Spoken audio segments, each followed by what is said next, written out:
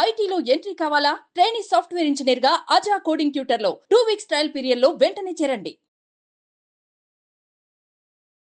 Hey guys, hello everyone. How are you doing? This is English Ramesh. Welcome to the most comfortable and effortless spoken English classes. ఈ రోజు క్లాస్లో మనము కలిగి ఉన్నావా, ఇప్పుడు కలిగి ఉన్నావా, గతంలో కలిగి ఉండేవాడివా, భవిష్యత్తులో కలిగి ఉంటావా, ఈ క్వశ్చన్స్ని ఎట్లా అడగాలి అనేది చాలా కంఫర్టబుల్గా ఈజీగా నేర్చుకునే ప్రయత్నం చేద్దాం. ఓకే, ఎలాంటి ఎఫర్ట్ పెట్టకుండా నేర్చుకునే ప్రయత్నం, రియల్ టైమ్ ఎగ్జాంపుల్స్తో నేర్చుకుందాం. ఇక్కడ ఏం చేస్తున్నా అంటే, ఇక్కడ చూడండి, ఈ ఫస్ట్ హాఫ్ మాత్రం చూడండి. ఇప్పుడు యూ హ్యావ్ ఏ క్లాస్ అనుకుందాం, ఇది ఒక సెంటెన్స్ మాత్రమే. ఇప్పుడు ఇవేవి లేనప్పుడు ఇది ఒక సెంటెన్స్ మాత్రమే. యూ హ్యావ్ ఏ క్లాస్ అంటే దాని అర్థం ఏంటి? నువ్వు క్లాస్ కలిగి ఉన్నావు లేదా నీకు క్లాస్ ఉంది అని అర్థం. యూ హ్యావ్ ఏ క్లాస్ అంటే సింపుల్గా చెప్పాలంటే, ఓకేనా? ఇక్కడ రాస్తున్నాం. ఫర్ ఎగ్జాంపుల్ ఇక్కడ you have a class, that means ఏంటి? నీకు క్లాస్ ఉంది, ఇప్పుడు నీకు క్లాస్ ఉంది అని. అయితే నీకు ఇప్పుడు క్లాస్ ఉందా అని క్వశ్చన్ అడిగినప్పుడు నేను ఏం చేస్తున్నా అంటే ఒక్కటే యాడ్ చేస్తున్నా ముందు క్వశ్చన్. ఏంటి? ఒక హెల్పింగ్ వర్బ్ అనుకోవచ్చు. హెల్పింగ్ వర్బ్ని నేను యాడ్ చేస్తున్నా. Do you have a class అంటే నీకు ఇప్పుడు క్లాస్ ఉందా అని అడుగుతున్నా నేను. Do you have a class అంటే ఇప్పుడు నీకు క్లాస్ ఉందా అని అడుగుతున్నా. ఫైన్. అయితే ఇక్కడ చూడండి, ఇది మొత్తం సేమ్ ఉంది. Okay, this part of the sentence remains the same. You have a class అనేది సేమ్ ఉంది. ఇక్కడ డూ ప్లేస్లో నేను డిడ్తో అడిగినప్పుడు ఏమవుతుంది? Did you have a class yesterday? Did you have a class yesterday అంటే నిన్న నీకు క్లాస్ ఉండేనా, నిన్న నీకు క్లాస్ ఉందా అని అడుగుతున్నా. ఏం చేంజ్ అయింది? డూ ప్లేస్లో డిడ్ వచ్చింది అంతే, కానీ గతంలో కలిగి ఉన్నావా అని అడుగుతున్నా. అప్పుడు ఏమవుతుంది? ఇక్కడ ఇది కూడా రాసే ప్రయత్నం చేస్తాను నేను. Did you have a class, did you have a class, ఇక్కడ ఎస్టర్డే, నిన్న నీకు క్లాస్ ఉందా అని అడుగుతున్నా. ఫైన్. అదే ఇప్పుడు డిడ్ ప్లేస్లో నేను ఏం రాస్తున్నా? జస్ట్ ఒక చిన్న చేంజ్, విల్ యాడ్ చేస్తున్నా. అప్పుడు ఏమవుతుందో చూడండి. Will you have a class tomorrow అంటే రేపు నీకు క్లాస్ ఉందా అని అడుగుతున్నాం. Will you have a class tomorrow, అది కూడా నేను ఇక్కడ రాసే ప్రయత్నం చేస్తా. ఇక్కడ చూద్దాం. Will you have a class tomorrow. Okay, నేను ఇక్కడ రాసే ప్రయత్నం చేస్తున్నా. ఈ రెండు ఉన్నాయి కదా. ఇప్పుడు ఈ 3 క్వశ్చన్స్ మీరు అబ్జర్వ్ చేయండి. అది ప్రెజెంట్ అయినా, పాస్ట్ అయినా, ఫ్యూచర్ అయినా, ఈ మూడిట్లలో కలిగి ఉండడం గురించి మాట్లాడినప్పుడు ఇక్కడ హ్యావ్ మాత్రమే వస్తుంది. చూడండి, ఇక్కడ డూ ప్లేస్లో డిడ్ వచ్చినా ఇక్కడ హ్యావ్ ఏ ఉంది, ఇక్కడ డిడ్ ప్లేస్లో విల్ వచ్చినా ఇక్కడ హ్యావ్ మాత్రమే ఉంది.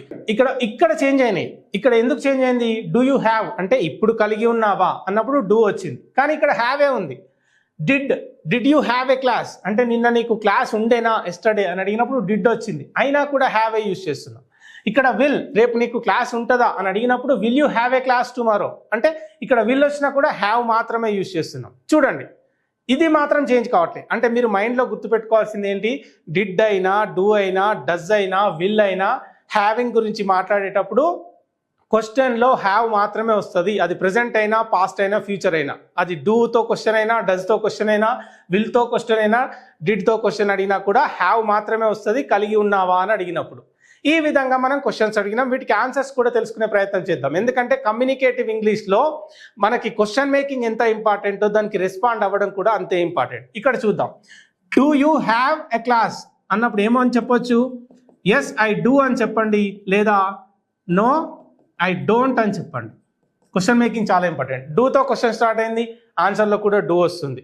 ఇప్పుడు do you have a class అంటున్నా, నీకు క్లాస్ ఉందా? ఇప్పుడు ఉంది అని చెప్పినప్పుడు ఎస్ ఐ డూ అని చెప్పండి, లేదు అంటే నో ఐ డోంట్ అని చెప్పండి. అదేవిధంగా మనకి ప్రాక్టికల్ లైఫ్లో ఉపయోగపడే కొన్ని ఎగ్జాంపుల్స్ నేను చెప్పే ప్రయత్నం చేస్తా. మనం ప్రతిరోజు చాలా మందిని అడుగుతాం, షాప్లో కావచ్చు, ఎక్కడైనా కావచ్చు, ఫోన్పే ఉందా అని అడుగుతాం. మీకు do you have PhonePe? Google Pay ఉందా మీకు అని అడుగుతాం. Do you have Google Pay? మీ దగ్గర క్యాష్ ఉందా? Do you have cash? ఎందుకంటే నా దగ్గర ఫోన్పే ఉంది, I have PhonePe. Do you have cash?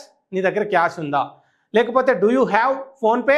I have cash అంటే మీకు ఫోన్పే ఉందా? నా దగ్గర క్యాష్ ఉంది.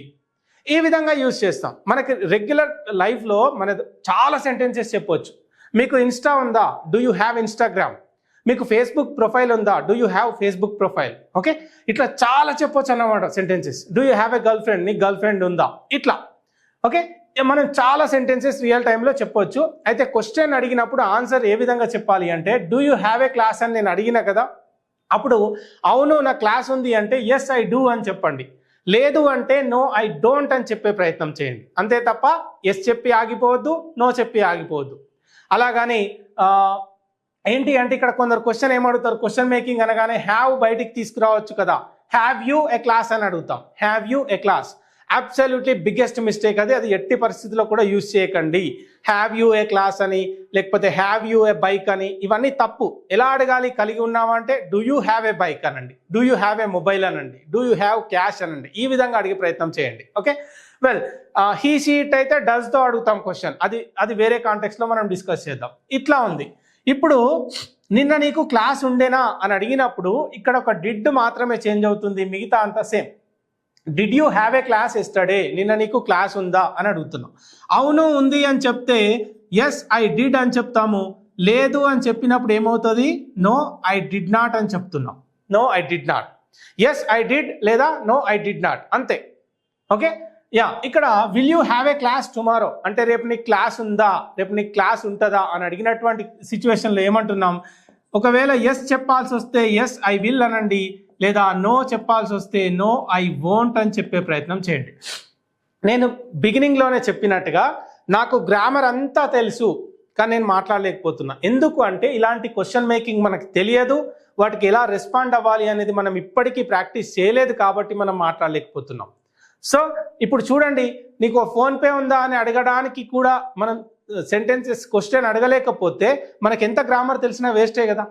మన డైలీ లైఫ్లో ఏది అవసరమో అది మాట్లాడగలగాలి. ఖచ్చితంగా మన డైలీ లైఫ్లో ప్రతిసారి అడుగుతాం, చాలామందిని అడుగుతాం, నీకు ఇన్స్టాగ్రామ్లో ప్రొఫైల్ ఉందా అడగండి, ఇంగ్లీష్లోనే do you have Insta profile అని అడగండి, డూ యూ హ్యావ్ ఫోన్పే అని అడగండి.